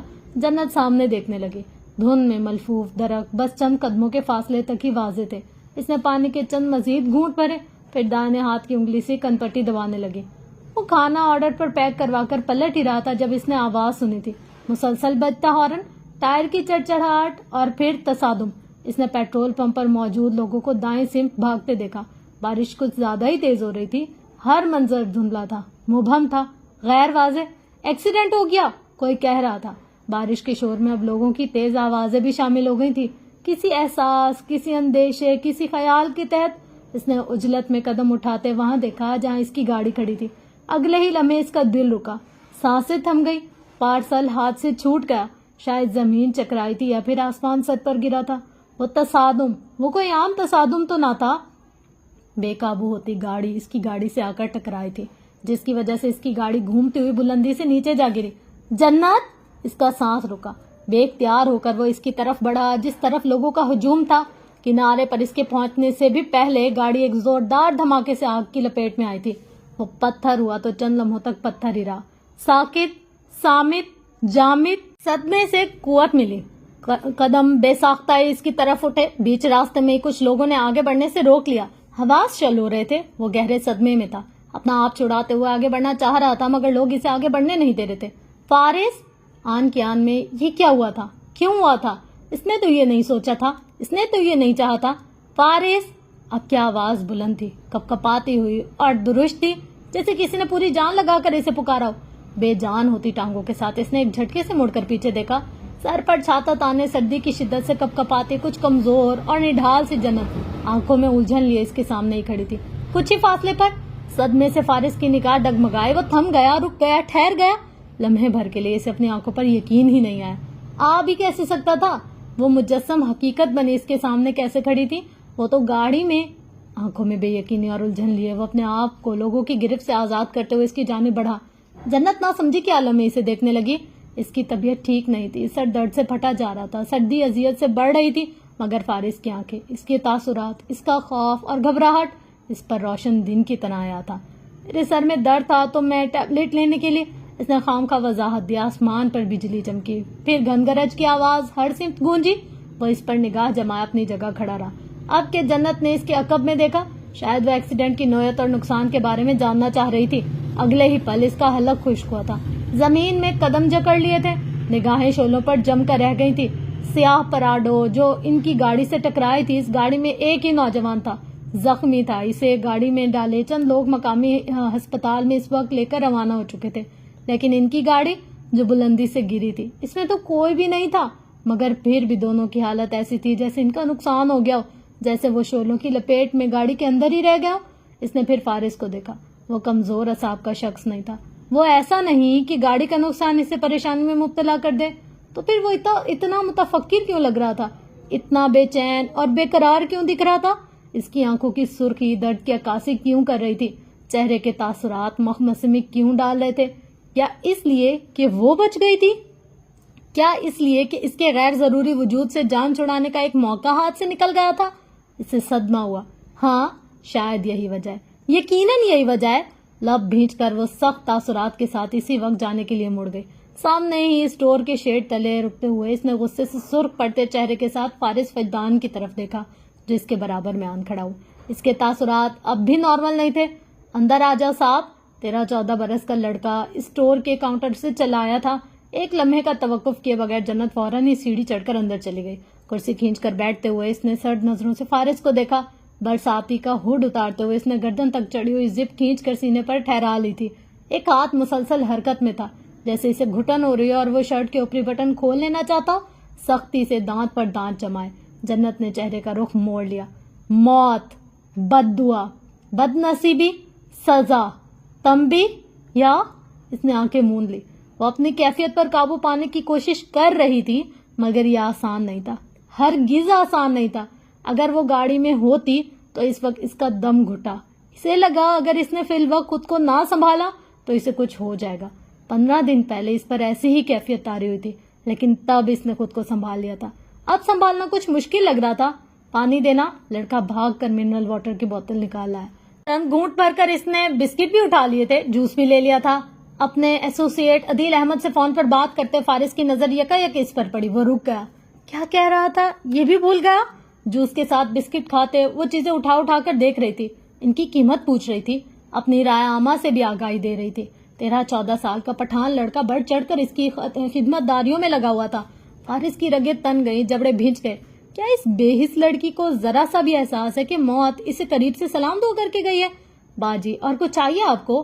پٹھان لڑکا بہت خوش تھا، مستعدی سے اپنا ہر کام سر انجام دے رہا تھا. ہاں، ذرا وہ لیس چپس بھی لے آؤ، اور یہ چلی ملی، یہ نہیں آئی ہے کیا؟ پہل تو کبھی نہیں دیکھی. اور اس کا فلیور کیسا ہے؟ اب وہ کچھ اور اٹھا کر پوچھ رہی تھی. یہ بچہ لوگ کھاتا ہے باجی، ہم کو نہیں معلوم. یعنی کہ معلوم. اور یہ کتنے کا ہے؟ 10 روپے باجی. 10 روپے؟ 5 کی دو گے تو لوں گی. سر، آپ کچھ کہہ رہے تھے؟ عدیل احمد کی آواز پر وہ سر جھٹک کر فون کی طرف متوجہ ہوا. باجی، ابھی تم بولا تمہارے سر میں درد ہے. ہمارا اماں بولتا ہے سر درد ہو تو کھٹی چیز نہیں کھانی چاہیے. عدیل احمد کو ضروری ہدایت دے کر وہ مڑا تو رنگت زرد اور سرخ پڑتی آنکھوں کے ساتھ جنت کمال تیسرا چپس کا پیکٹ کھول رہی تھی. یہ تمہارا اسٹور ہے خان؟ نہیں باجی، یہ گل خان کا اسٹور ہے. ہم پکوڑے بیچتا ہے. پکوڑے بیچنے سے ہی سے کچھ یاد آیا تو فٹافٹ بولا، آج تم بھی بچ گیا، ہم بھی بچ گیا. جنت نے کچھ حیران ہو کر اسے دیکھا. وہ جہاں تمہارا گاڑی کھڑا تھا نا، ہم ادھر روز پکوڑے بیچتا ہے، لیکن آج بارش تھا اس لیے آج ہم نہیں بیچا. اگر بارش نہ ہوتا تو ہم ادھر کھڑا ہوتا اور پھر ہمارا اماں رو رہا ہوتا. سانس رو کے جنت اسے دیکھ کر رہ گئی. شکر ہے تمہارا گاڑی بھی خالی تھا، شکر ہے ہم بھی وہاں نہیں تھا. اس نے سر ہلا ہلا کر خوشی کا اظہار کیا تھا. تمہیں لگتا ہے اللہ نے ہمیں بچایا؟ بہت محتاط ہو کر اور خاصی سوچ و بچار کے بعد اس نے بظاہر پشت آواز میں پوچھا تھا، مگر آواز اتنی بھی پست نہ تھی کہ فارس وجدان کی سماعت سے نہ ٹکراتی. ہاں، اللہ کا بہت بہت شکر باجی. ایسا بھی تو ممکن ہے کہ یہ ایک وارننگ ہو، میرے لیے، تمہارے لیے، یا شاید کسی اور کے لیے. لڑکے نے اچنبے سے جنت کو دیکھا. وارننگ؟ کیسا وارننگ؟ واللہ ہم بہت اچھے پکوڑے بناتا ہے، صفائی کا بھی بہت خیال رکھتا ہے، کسی دن کھا کر دیکھو. فارس وجدان نے عین اس وقت اس کے اور لڑکی کے مابین حائل ہوا اور اس چھوٹی سی میز پر جوس پٹکا. کتنے کا ہے؟ دانت پیس کر قیمت پوچھی. لڑکے نے سر اٹھا کر فارس کو دیکھا. اس گاہک کو تو وہ یکسر فراموش کر بیٹھا تھا. جنت نے گردن سیدھی کی ناگواری سے اسے دیکھا، پھر رخ بدل لیا. پٹھان لڑکا فارس کی خدمت داریوں میں لگ گیا تھا. وہ پچھلے 1.5 گھنٹے سے میز پر ہیڈ ڈاؤن کیے بیٹھی تھی. نہ نیند آ رہی تھی، نہ سکون مل رہا تھا. سلگتی ہوئی متورم آنکھیں بھی اب تکلیف پہنچا رہی تھی. پٹھان لڑکا اس کے لیے چائے لے آیا. ٹیبلٹ وہ لے چکی تھی، مگر اس کی طبیعت ہی کی کسی بھی صورت سنبھلنے میں نہیں آ رہی تھی. جسم میں اب مروڑ اٹھ رہے تھے. कोई ऐसा इंतजाम भी ना था कि वो जरा दराज होकर सो जाती। साहब तुम्हारा आदमी कब आएगा? पठान लड़का अब सिर्फ इन्हीं की वजह से स्टोर बंद नहीं कर रहा था। फारिस ने कलाई मोड़कर वक्त देखा। इसके अंदाजे के मुताबिक अदील को अब तक पहुंच जाना चाहिए था। कुछ सोचकर इसने मोबाइल निकाला और इससे कबल के वो कॉल करता सिया मर्सिडीज स्टोर के सामने आकर रुकी। हेडलाइट्स की तेज रोशनी ग्लास डोर पर पड़ी, हॉर्न भी बजा और मोबाइल पर कॉल भी आने लगी। जन्नत ने बेसाख्ता सर उठाते बाहर देखा। सामने 2 गाड़ियां थी, एक में अदील और दूसरी गाड़ी में इसके गार्ड सवार थे। Is you think all right sir? Adeel अंदर आ गया। ऐसे एक्सीडेंट की तफसीलात से आगाह करते हुए वो दरवाजे में ही खड़ा रहा। अदील हिदायत लेकर पलट गया तो इसने सरसरी निगाह से जन्नत को देखा जो अपनी जगह से उठकर इस तरफ आ रही थी। फारिस के करीब से गुजरते हुए इसे एकदम अपना सर घूमता हुआ महसूस हुआ। इससे कबल के वो लड़खड़ा कर गिरती। फारिस ने बर वक्त इसे बाजू से पकड़कर संभाल लिया। फारिस की यह हरकत इतनी गैर मुतवक्का और अचानक थी कि जन्नत को संभलने में और फिर संभल कर समझने में चंद लम्हे लगे। अगले ही लम्हे इसने शदीद गुस्से के आलम में बुधा कर अपना बाजू छुड़ाया, जैसे इसे सांप ने पकड़ लिया हो। दीवार का सहारा लेकर अपना तवाजुन बरकरार रखते हुए इसने सख्त पथरीली निगाहों से इसे देखा। मेरा हाथ क्यों पकड़ा तुमने? अब कि इसका सवाल, रवैया और तासरात फारिस फजदान के लिए गैर मुतवक्का थे। वह इस पोजीशन में हरगिज नहीं थी कि इससे बहस मुबाही से कर सकती। बुखार की शिद्दत से जिस्म तप रहा था, आंखें धुंधला रही थी, सर घूम रहा था और तब भी वो समझ रही थी कि अगर कोई बेवकूफ इसे गिरने से बचा रहा है तो इसके हक में गलती कर रहा है। फारिस के जबड़े भिंच गए। अदील अहमद और गार्ड्स के सामने जिस तरह वो इसके साथ पेश आई थी वो बमुश्किल जब्त किए खड़ा था, वरना दिल चाह रहा था कि एक थप्पड़ तो लाजमी जड़ दे इसे। बाजी ये लड़ाई वड़ाई खत्म करो, तुम्हारा तबीयत खराब है, तुम गिर जाएगा। पठान लड़के ने ही इसे काम डाउन करने की कोशिश की थी। इन 2 घंटों में इनके लिए दिए रवैये से वो इतना तो जान चुका था कि कोई आला और गैर मामूली किस्म की दुश्मनी है जो इन दोनों में जाने कब से चली आ रही है। मुझे अब गिरने से डर नहीं लगता खान? फारिस की आंखों में देखते हुए वो दुरुस्तगी से बोली। मैं 15 दिन पहले पार्किंग एरिया में गिरी थी, फिर खुद उठकर और खुद चलकर भी गई थी। अब भी गिरूंगी तो खुद उठकर जाने की हिम्मत है मुझ में। मैं भी कोई मरा नहीं जा रहा तुम्हारा हाथ पकड़ने के लिए। फारिस ने दबी आवाज में झिड़क कर कहा। बिगड़े तेवरों के साथ जन्नत ने फुट से छतरी खोल दी। अगर फारिस पर वक्त अपना सर पीछे ना करता तो नोक इसके सर में जरूर लगती। वो फूले तनफुस और बिगड़े तेवरों के साथ संभल कर कदम उठाती बाहर निकल गई। गाड़ी तक पहुंचने से पहले इसका पांव फिसला था। हालांकि वो कितने एहतियात से कदम उठा रही थी और वो एक बार फिर नीचे गिरी थी, बहुत बुरी तरह से। दबी दबी करा इसके हलक से खारिज हुई। ऊपर से बारिश की बौछार जिसने चंद सेकंड में इसे मुकम्मल भिगो दिया था। छतरी जाने कहाँ गायब हुई थी। पठान लड़के ने बेसाख्ता पेशानी को छुआ, जेबों में हाथ डाले सीढ़ियों पर खड़ा फारिस फजदान अब के इसकी मदद को नहीं आया था। इसके चेहरे पर मुकम्मल इत्मीनान था। खड़ूस से मेरी हिम्मत बर्दाश्त नहीं हुई, नजर लगा दी। वो अपनी कोने सहलाते हुए मुसलसल रो रही थी, जाने क्या सोचकर, क्या समझकर और जाने और कितनी तकलीफों पर। हालांकि इसे फारिस वजदान के सामने ना कभी रोना था ना कमजोर पड़ना था, लेकिन ये गम वो घरी। आखिर फारिस वजदान के सामने वो क्यों गिरी, क्यों? और तब ही इसने फारिस को जीना उतरकर अपनी तरफ आते देखा। लबों पर तंजिया मुस्कुराहट थी। जन्नत का चेहरा खफत से सुर्ख पड़ गया। इसके सर पर पहुंचकर फारिस ने अपना हाथ बढ़ाया खैरात की तरह कि लो खुद से पकड़ो ताकि तुम्हें इस सिचुएशन से निकाला जा सके। वो भी जन्नत कमाल थी। तनफ्फुर से इसका हाथ झटक कर बगैर किसी मदद, बगैर किसी सहारे के खुद से उठ खड़ी हुई। कोई हड्डी वड्डी तो नहीं टूटी कि इसे अब किसी के सहारे की जरूरत पड़ती। चोटें तो आती रहती हैं और चोटें तो इसे हमेशा से आती थी। इससे भी तो मुश्किल तरीन वक्त देखा हुआ था ना इसने, तो फिर ऐसे कैसे कमजोर पड़ जाए। कीचड़ से लथपथ कपड़ों के साथ मुकम्मल तौर पर भीगी हुई अब वो अपने कदमों पर खड़ी थी। दिल चाहा अब तो चीख कर रो पड़े, लेकिन इसने सब्र का मुजाहिरा किया और गाड़ी का दरवाजा खोलकर धप से अंदर बैठ गई। दरवाजा इसने जोर से बंद किया था। पठान लड़के ने सुख भरा सांस लेकर ग्लास डोर बंद किए, शटर गिराया और ये जा वो जा। अकमीन नशीज का दरवाजा खोलकर फारिस इसके बराबर में बैठा तो इसने दानिस्ता अपने चेहरे का रुख खिड़की की तरफ मोड़ लिया।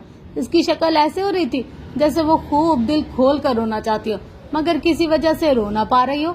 जी सब ठीक है मम्मी, आप परेशान मत हो। फारिस ने रुककर फोन पर कुछ सुना। कुछ लोग बारिश में करतब दिखाना चाह रहे थे तो बस वही देखने में देर हो गई। जन्नत ने जब्त करके मुठिया भींच ली। फारिस ने कलाई मोड़कर वक्त का हिसाब लगाया। हम बस 1.5-2 घंटे तक पहुंच जाएंगे। फिर इसने अल्लाह हाफिज कहते हुए कॉल काट दी थी।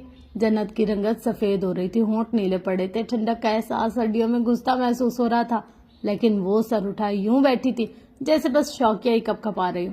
अदील अहमद ने गाड़ी स्टार्ट कर दी। मेन रोड पर गाड़ी डालने तक सब ठीक था, لیکن پھر جب گاڑی سرحد پکڑ رہی تھی تب وہ گردن اٹھائے شیشوں پر پھسلتی بارش کو بڑے سکون کے ساتھ دیکھ رہی تھی۔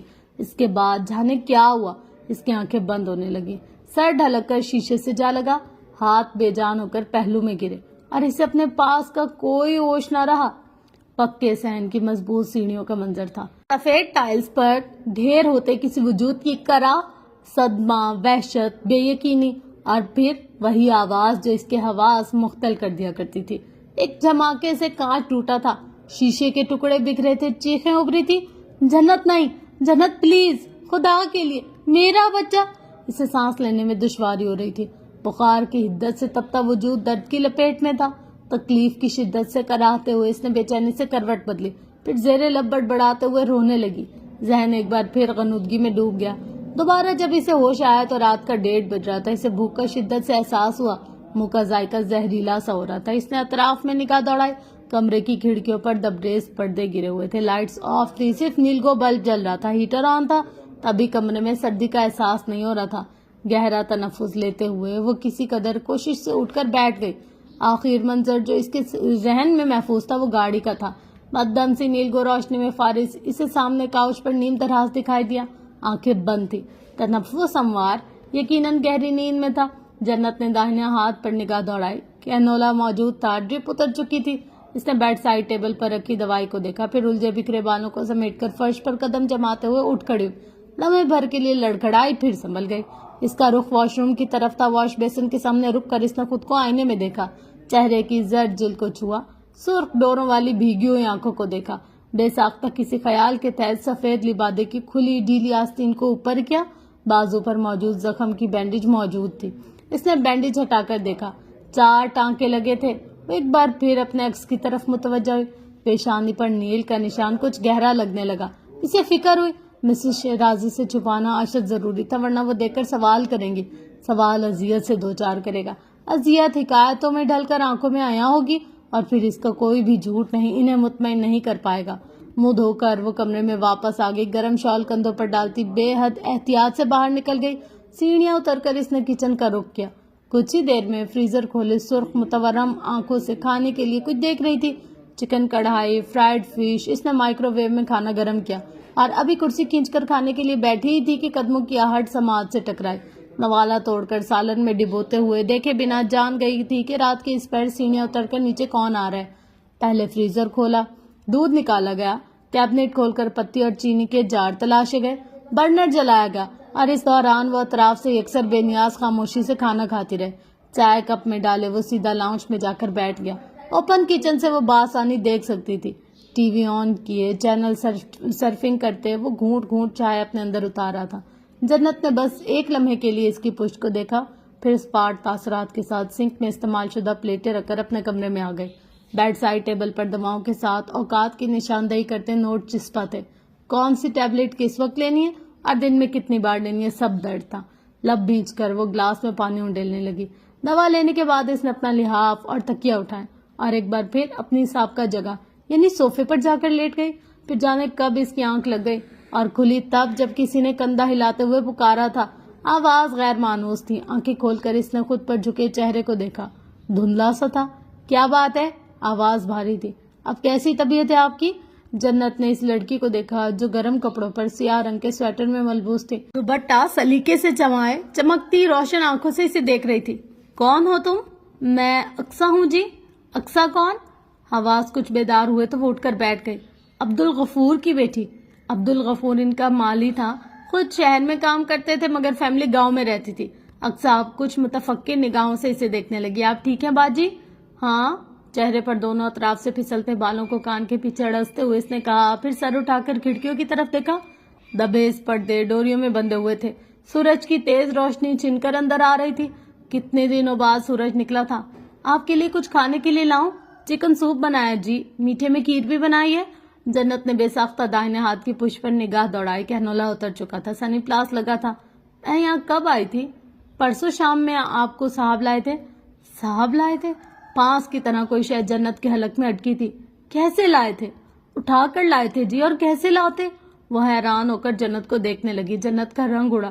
آپ کی طبیعت اتنی خراب تھی، جسم مانو آگ میں جل رہا تھا۔ اقصیٰ نے بات جاری رکھی۔ میں ساری رات بیٹھ کر ٹھنڈے پانی کی پٹیاں کرتی رہی. پھر فارس صاحب نے ڈاکٹر کو بلایا, تب جا کر آپ کو بخار کم ہوا. بڑے سنسنی خیز انداز میں چہرے کے تاثرات کے اتار چڑھاؤ کے ساتھ اپنی بات مکمل کر کے اس نے جنت کو دیکھا. وہ حیرت سے اقصیٰ کو دیکھ رہی تھی. گزشتہ 24 گھنٹوں کا تو اس کے پاس کوئی حساب ہی نہ تھا, نہ ہی اسے کچھ یاد تھا. وہ چند لمحوں تک خالی اور ذہنی کی کیفیت میں بیٹھی رہی. پھر اس نے اٹھ کر شاور لیا. کپڑے بدل کر اس نے معمول کی طرح برش سے بالوں کو سلجھا کر کیچر میں جکڑا, سویٹر پہنا, شال اوڑی. پھر اقصیٰ کے ہمراہ نیچے آ گئے. ہمت مجتمع کرتے ہوئے اس نے مسز شیرازی کے کمرے کا رخ کیا. دستک دے کر دروازہ کھولا تو وہ سامنے ہی بیڈ پر بیٹھی دکھائی دی. آنکھوں پر گلاسز لگائے کوئی کتاب پڑھ رہی تھی. جنت پر نظر پڑتے ہی انہیں خوشگوار حیرت نے گھیر لیا.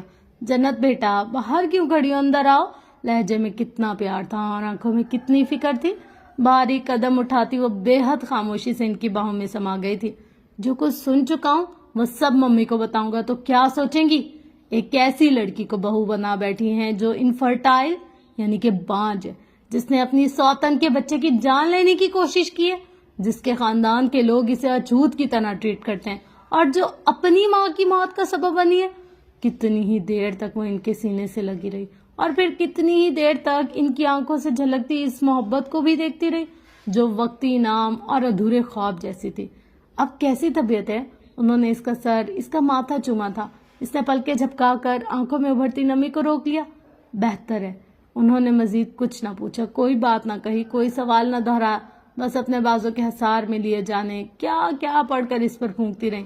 نظر لگ گئی ہوگی. اس دن میری بیٹی بہت پیاری تو لگ رہی تھی. جو بد دعاؤں کے زیر اثر رہتے ہیں انہیں نظر نہیں لگا کرتی, مگر وہ یہ بات مسز شیرازی کو نہیں بتا سکتی تھی. کچھ وقت ان کے پاس خاموشی سے بتا کر وہ آرام کے غرض سے کمرے میں آ گئی. ایک بار پھر اس نے پرسکون رہنے کی کوشش کی اور ایک بار پھر بند آنکھوں نے اس کی ہر کوشش ناکام بنا دی اور وہ پھوٹ پھوٹ کر رو دی. وہ مسز شیرازی کو کسی بھی صورت پریشان نہیں کرنا چاہتی تھی, انہیں کسی گہری اذیت یا صدمے سے دوچار نہیں کرنا چاہتی تھی. وہ ان کی آنکھوں میں اپنے لیے نفرت, ناگواری جیسے تاثرات نہیں دیکھ سکتی تھی اور نہ ہی ان کی دعاؤں, محبت اور شفقت کے سائے سے محروم ہونا چاہتی تھی. وہ جانتی تھی فارس نے انہیں کچھ بھی نہیں بتایا ہوگا. وہ اپنی ماں سے بے پناہ محبت کرتا تھا اور جب یہ طے تھا کہ کسی ڈیل کی طرح طے کیے گئے اس رشتے نے بھی ختم ہی ہو جانا ہے تو وہ گھر میں خواہ مخواہ کی ٹینشن پیدا نہیں کرنا چاہے گی. وہ اب بھی اس پر کوئی دباؤ نہیں ڈالے گا, اس پر سختی نہیں کرے گا. روزمرہ معمول کو ویسے ہی چلنے دے گا جیسے وہ پہلے چلا رہا تھا. پچھلے 3 ماہ کی روٹین قائم رہے گی. سخت ناگواری, ناپسندیدگی اور غصے کے باوجود اب بھی اس پر کوئی روب نہیں جمائے گا. وہ اب بھی اپنی ماں کی خاطر اسے اتنا مارجن دیے گا کہ وہ اس گھر میں اپنی مرضی و منشا سے ویسے ہی زندگی گزار سکے جیسے وہ پہلے گزار رہی تھی, تاکہ ان کے مابین تعلق کی نوعیت کی انہیں خبر نہ ہو. مگر کیا اب وہ پہلے کی طرح وجدان ہاؤس میں رہ پائے گی؟ یہ ایک مشکل سوال تھا. اس کی ساری کوششیں اس رشتے کو برقرار رکھنے کی تھیں, مگر اب اسے یہ ناممکن لگ رہا تھا. مستقبل کے حوالے سے اس نے بہت کچھ سوچ رکھا تھا, مگر اب اسے اندھیروں کے سوا کچھ نظر نہیں آ رہا تھا. وہ ناقص, ادھوری, نامکمل, وہ کسی کی زندگی کا حصہ نہیں بن سکتی تھی. محبتوں پر اس کا حق نہیں تھا, قدرت اس پر مہربان نہیں تھی. زندگی گزارنے کے لیے امید چاہیے اور امید کو بھی تو ایک امید چاہیے, مگر اس کے پاس اب کچھ بھی باقی نہیں رہا تھا. وہ خالی ہاتھ تہی دامہ تھی. اب مستقبل کا کوئی منظر, کوئی خواب, کوئی خیال اسے قدم اٹھانے پر مجبور نہیں کر رہا تھا. وہ ایک ہی مقام پر رک گئی تھی, تھم گئی تھی, ٹھہر گئی تھی, اور جمود کا یہ احساس اسے اندر ہی اندر ختم کرتا جا رہا تھا. رات کا نہ جانے کون سا پہر تھا جب اس کی آنکھ دروازے کی آواز سے کھل گئی تھی. کوہنی کے بل اوپر ہوتے ہوئے اس نے ہاتھ بڑھا کر لیمپ آن کر دیا. جنت کمرے میں نہیں تھی. اس نے پھر ٹیبل کلاک پر وقت دیکھا جو رات کے 2:30 بجا رہا تھا. وہ اسی وقت اٹھ کر کمرے سے باہر آ گیا. راہداری سے لاؤنج کا جائزہ لینے کے بعد اس نے اسٹڈی روم کا دروازہ کھول دیا, پھر سیڑھیاں اتر کر نیچے آ گیا. ایک بار اطراف کا جائزہ لیتے اس نے کچن کا رخ کیا. Library, studio, dining hall, sitting room, اس نے ہر جگہ دیکھ لیا مگر جنت کہیں نہیں تھی. جھنجھلاہٹ کے عالم میں وہ صدر دروازہ کھولے باہر آ گیا. سامنے ہی وہ شدید سردی میں لحاف اوڑھے سیڑھیوں پر بیٹھی دکھائی دی. فارس وجدان کے جبڑے بھنج گئے, آنکھوں میں ناگواری کے ساتھ ساتھ سختی اتر آئے. غصے سے قدم اٹھاتے وہ اس کے پاس آیا اور پھر اسی غصے اور بے دردی سے اسے بازو سے پکڑ کر کھینچتے ہوئے اندر لے آیا تھا. دروازہ بند کر کے وہ اس کی طرف مڑا تو وہ سر جھکائے خالی خالی نظروں سے فرش کو تک رہی تھی. اب کیا چاہتی ہو؟ سانپ کی طرح پھنکار کر اس نے پوچھا. اب کون سا نقصان ہے جو کرنا باقی ہے؟ یہی چاہتی ہوں ممی تمہاری وجہ سے بیمار پڑ جائے۔ بازو سے پکڑ کر اس نے بے دردی سے جھنجھوڑا تھا۔ جنت کا سر تب بھی جھکا رہا، لبوں پر کفل تھا، آنکھوں میں ویرانی ہی ویرانی تھی۔ فارس کا بس نہیں چل رہا تھا وہ اسے تھپڑ لگا دے۔ مسز شیرازی اس کی غیر معمولی خاموشی کو، اس کی آنکھوں کی ویرانی کو اور چہرے کے مسخ شدہ تاثرات کو طبیعت کی خرابی پر محمول کر رہی تھی، لیکن فارس جانتا تھا وہ ٹھیک تھی، جان بوجھ کر اور صرف توجہ لینے کے لیے یہ سب کر رہی تھی، ڈرامے باز تھی۔ سچویشن کو اپنی مرضی سے استعمال کرنا اسے آتا تھا۔ وہ مسز شیرازی کو اس معاملے میں انوالو کرنا چاہ رہی تھی، جانے کیسی لڑکی تھی، کیسی سوچ رکھتی تھی۔ اگر میں خاموش ہوں تو اس لیے کہ میں ممی کو ٹینشن نہیں دینا چاہتا، اس نے شدید غصے کے عالم میں اس پر واضح کیا تھا۔ تمہیں ان کا ذرا سا بھی احساس ہے؟ وہ خاموش رہی۔ میری جگہ کوئی اور ہوتا تو ایک لمحے کے لیے بھی تمہیں اس گھر میں برداشت نہ کرتا۔ اس نے جھٹکے سے بازو کو چھوڑ کر دبی آواز میں کہا، آخری بار کہہ رہا ہوں اپنا یہ حلیہ اور رویہ درست کرو، ورنہ میں خود ممی کو تمہاری اصلیت بتا کر اس گھر سے فارغ کر دوں گا۔ کم از کم روز روز کی ٹینشن سے تو جان چھوٹ جائے گی۔ زیر لب بڑبڑاتے ہوئے وہ سیڑھیاں چڑھنے لگا۔ جنت نے سر اٹھا کر اسے جاتا دیکھا، آنکھوں میں یکدم نمی سی تیرنے لگی۔ فارس کی دھمکی کا اثر تھا یا مسز شیرازی کی فکر، اس نے خود سے ہی لڑ کر خود کو کسی حد تک سنبھال لیا تھا۔ وہ حشاش بشاش اور کچھ حد تک فریش نظر آنے لگی تھی، ویسے ہی انہیں وقت دینے لگی تھی جیسے لاہور جانے سے پہلے وہ گزشتہ 3 ماہ سے دیتی آ رہی تھی۔ لان میں گھومنا، کتابیں پڑھنا، اکٹھے نماز پڑھنا، آیات کو ڈسکس کرنا، دنیاوی خبروں پر تبصرے کرنا۔ لیکن درد پردہ بہت سے کام ایسے تھے جو اس نے چھوڑ دیے تھے۔ اس نے فارس کے معاملات میں مداخلت حتمی طور پر بند کر دی تھی، اور اب اس کا سامنا بھی وہ کم سے کم کرنے لگی تھی۔ کمرے میں تب ہی آتی جب وہ سو چکا ہوتا، صبح اس کے بیدار ہونے سے پہلے ہی اٹھ جاتی۔ آمنا سامنا صرف ناشتے کی ٹیبل پر یا رات کے کھانے پر ہوتا تھا، اور اس دوران وہ بھولے سے بھی نظر اٹھا کر اسے نہ دیکھتی۔ اب فارس کے بیڈ روم میں نہ تازہ پھول سجتے تھے، نہ معطر خوشبو بکھرتی تھی، نہ کمرے کی سیٹنگ بدلتی تھی، نہ اس کی اشیاء کو ہاتھ لگایا جاتا تھا۔ آہستہ آہستہ اس نے ڈریسنگ ٹیبل سے اپنا میک اپ کا سامان بھی ہٹا دیا تھا، دیواروں کو بھی پینٹنگ سے محروم کر دیا تھا، بیڈ شیٹس، کھڑکیوں کے پردے بھی اس نے بدلوا دیے تھے۔ ایک ایک کر کے اس نے اپنی ہر نشانی اس کمرے سے مٹائی تھی، ایک ایک کر کے اس نے اپنی ہر چیز وہاں سے ہٹائی تھی۔ اب اسے فارس کے کمرے میں اپنی پسند اور مرضی کی کوئی چیز بھی نہیں چاہیے تھی۔ اب جب قدم لہو لہان ہوئے تھے تو وہ اپنے ہاتھوں سے ہی ہر زنجیر توڑ کر خود کو آزاد کرنا چاہ رہی تھی، مگر یہ آزادی، یہ آزادی سوچ اور خیالات میں غلطاں۔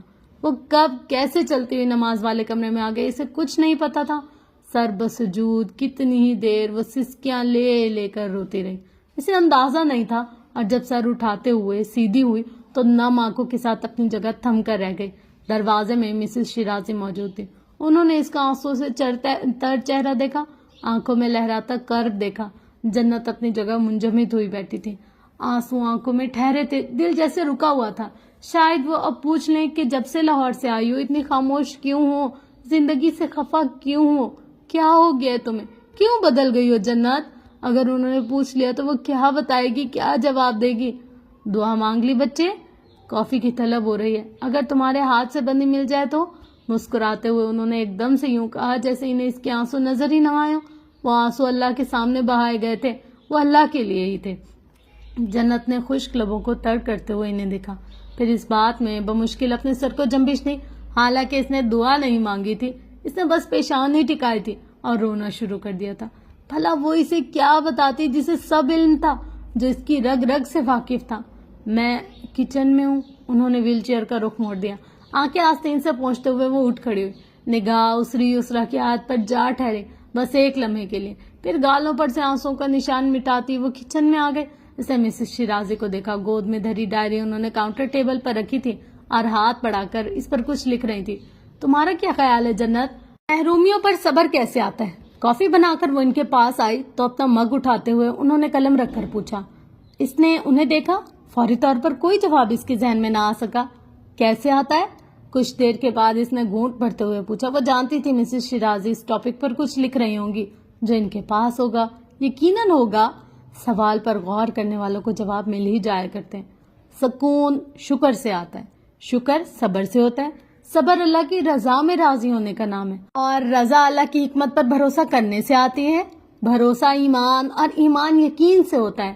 گھونٹ گھونٹ کافی اپنے اندر اتارتے وہ انہیں خاموشی سے دیکھنے لگی۔ ایک محرومی کے ساتھ ڈھیر ساری عطائیں بھی تو ہوتی ہیں، اب مجھے دیکھ لو، وہ مسکرائیں، اپاہج ہو گئی ہوں، لیکن اللہ نے مجھے بولنے، سننے اور دیکھنے کی صلاحیت سے محروم نہیں رکھا۔ وہ ایک محرومی بہت بھاری ہے، مگر اس کے ساتھ بھی اتنی عطائیں ہیں کہ میں شمار نہیں کر سکتی۔ انہوں نے ایک لمحے کا توقف کیا۔ جب میں عطا پر غور کرتی ہوں تو میرے اندر شکر کا جذبہ سر اٹھاتا ہے۔ یہی جذبہ مجھے میری محرومیوں پر صبر سکھاتا ہے۔ صبر اللہ کی رضا سے جڑا ہے۔ رضا اللہ کی حکمت پر، اس کی رحمت پر بھروسہ کرنا سکھاتی ہے، اور میں سوچنے لگتی ہوں کہ یقیناً اس میں میرے لیے بھلائی ہوگی۔ یقیناً اللہ نے مجھے کسی بڑی مصیبت سے بچانے کے لیے اس آزمائش میں ڈالا ہوگا، یا مجھے وہ ان حالات سے اس لیے گزار رہا ہوگا تاکہ وہ بدلے میں مجھے کچھ اچھا اور بہتر عطا کر سکے۔ مگ پر گرفت مضبوط کیے جنت خاموش بیٹھی تھی۔ یقین سے ابتدا کرتی ہوں تو شکر پا لیتی ہوں، شکر سے آغاز کرتی ہوں تو یقین مل جاتا ہے۔ کافی کا خالی مگ کاؤنٹر پر رکھ کر انہوں نے ڈائری اٹھا لی۔ جنت بھی اپنی جگہ سے اٹھ کھڑی ہوئی۔ آنٹی، ویل چیئر کا رخ موڑتے ہوئے انہوں نے رک کر اسے دیکھا۔ جی بیٹا، اللہ کی زمین بہت بڑی ہے، جو اس کا ہو جائے اس کے لیے کم نہیں پڑتی، وہ اسے پھر بے گھر نہیں ہونے دیتا، ہے نا؟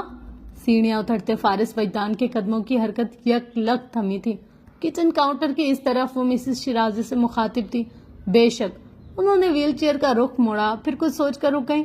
سجدوں میں گرنے والوں کو اللہ کبھی گرنے نہیں دیتا جنت۔ جنت کی آنکھوں میں نمی ٹھہر گئی۔ بدقت مسکراتے ہوئے اس نے انہیں دیکھا۔ وہ مسز شیرازی کو کیوں فراموش کر بیٹھی؟ اس نے وعدہ کیا تھا وہ انہیں ان کے پوتے سے ملوائے گی۔ اس نے خود سے عہد کیا تھا وہ ان کا ہر لحاظ سے خیال رکھے گی، تو پھر اب کیوں ہمت چھوڑ بیٹھی تھی وہ؟ نکاح ایک کانٹریکٹ، جب تک وہ ہے، ہاں تب تک اسے مسز شیرازی کے ساتھ ان کی دعاؤں کے سائے تلے رہنا ہے۔ محبتیں ایسی بھی ہوتی ہیں، ایسے بھی ملتی ہیں اللہ کے پیاروں سے۔ وہ سرشاری کے عالم میں سوچے جا رہی تھی۔ فارس انہیں کبھی بھی اس کے ماضی سے آگاہ نہیں کرے گا۔ ان کی محبت اس کے لیے قائم و دائم رہے گی۔ آنکھوں میں نفرت کا تاثر نہیں ابھرے گا، لب دعا سے خالی نہیں ہوں گے۔ وہ ان کے پوتے کے لیے ان کے ساتھ کھڑی رہے گی۔ عقب میں صدر دروازہ کھول کر فارس وجدان باہر چلا گیا۔ جنت کمال اب بھی مسز شیرازی کو ہی دیکھ رہی تھی۔ اوئے ہوئے ہوئے ہوئے ہوئے اے یار، یہ تھی آج کی ایپیسوڈ۔ ہوپ سو کہ آپ لوگ کو آج کی ایپیسوڈ اچھی لگی ہوگی۔ اور نا پتہ ہے مجھے سب سے جو پریشیس لگی ہے نا اس ایپیسوڈ میں چیز، وہ پتہ ہے کیا تھی؟ جب جنت نا ایسے سجدے میں سر رکھ کر رو رہی تھی۔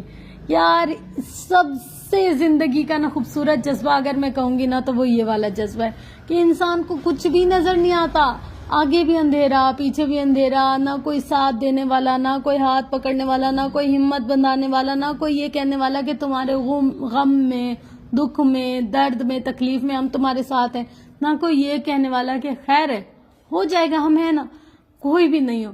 لیکن پھر بھی دل کو ایک سکون ہوتا ہے، ایک اطمینان ہوتا ہے، ایک بھروسہ ہوتا ہے اپنے رب کی ذات پر۔ یار کوئی بھی نہیں ہوگا نا، اللہ ہوگا۔ کوئی بھی ساتھ نہیں دے گا، اللہ دے گا نا۔ کوئی بھی اگر ہمیں اچھا نہیں سمجھے گا، اگر اللہ کے سامنے ہم رو لیں، اگر 4 آنسو بہا لیں، وہ تو ہوگا نا۔